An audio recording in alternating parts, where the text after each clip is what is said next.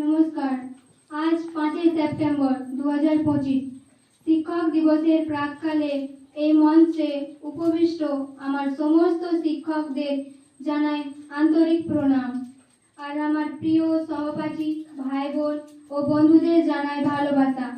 আজকের এই দিনে শিক্ষক দিবস উপলক্ষে আমি কিছু বিনম্র কথা আপনাদের সামনে উপস্থাপন করছি।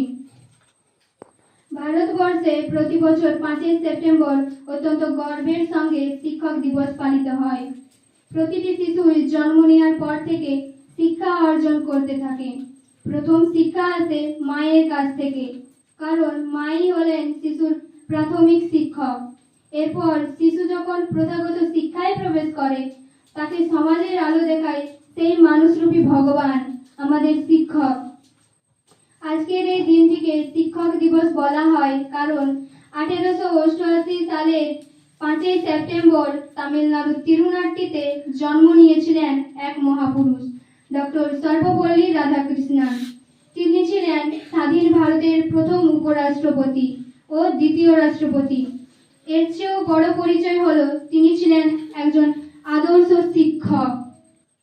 রাষ্ট্রপতি হওয়ার পর ছাত্ররা যখন তার জন্মদিন পালন করতে চাইলেন, তখন তিনি বলেছিলেন, আমার জন্মদিন পালন করো না, যদি 5 সেপ্টেম্বর শিক্ষক দিবস হিসেবে উদযাপন।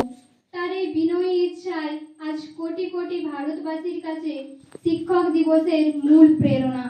তাই শিক্ষক দিবসে দাঁড়িয়ে আমরা শুধু রাধাকৃষ্ণনকে নয়, বরং আমাদের স্কুল কলেজের প্রতিটি শিক্ষক শিক্ষিকাকে কৃতজ্ঞতা প্রণাম জানাই।